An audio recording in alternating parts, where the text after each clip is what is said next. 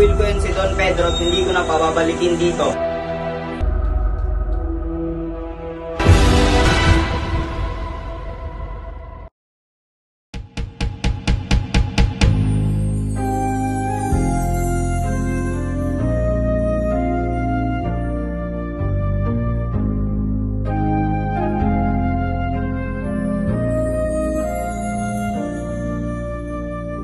Sikat sa silanganan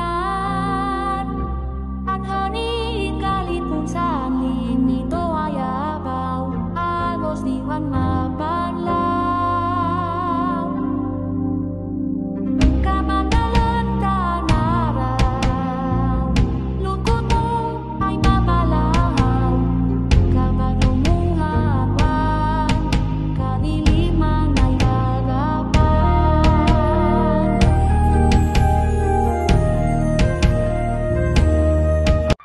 Saknong 1,286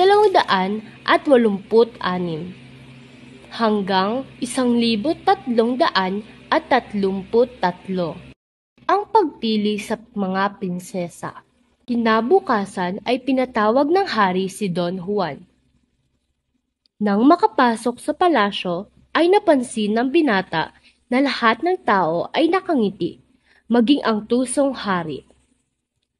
Labis na nagtataka ang prinsipe dahil kahit nakataray si Haring Salermo ay baka sa mukha niya ang saya. Dahil sa iyong pursigi upang makuha ang loob ng aking anak, ito ng panahon para ipagkaloob ko sa iyo.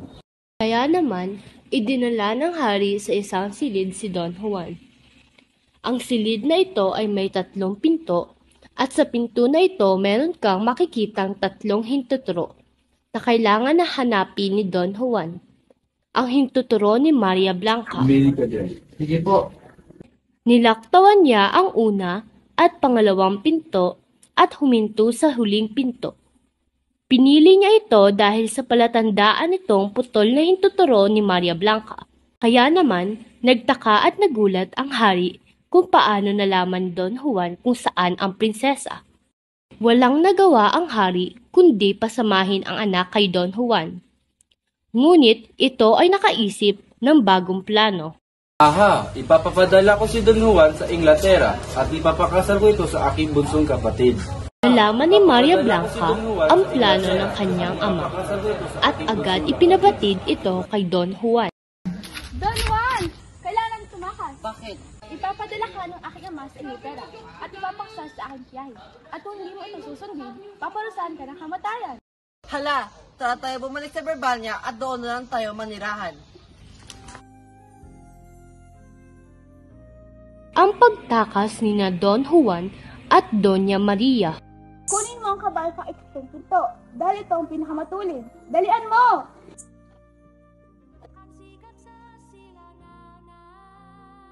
Sa kasamaang palad, mali ang nakuha ng prinsipe. Ang 8 kabayo ang kanyang nakuha dahil sa pagmamadali. Bakit yan ang kinuha mo? Sabi ko, yung pampito. Patawarin mo ako. Hoy! Tila isang ipo-ipo ang naganap na habulan ng hari at ang magkasintahan. Hoy! Upang hindi maabutan, ginamit ni Maria Blanca ang kanyang mahika at naghulog siya ng maraming karayom at ito ay biglang naging bakal na tinik. Inabot ng 2 araw bago masira ng hari ang bakal. Inilaglag din ng prinsesa ang kanyang sabon upang maging patag ang bundok na kanilang daraanan. Hanap naman ng ibang daan ang hari. At nang malapit na niyang maabutan ang magkasintahan, ay muli ginamit ng prinsesa ang kanyang mahika. Naghulog ng kohe isang bote na may lamang tubig si Maria, na kanyang dala at naging isang karagatan ang dating tuyot na lupa.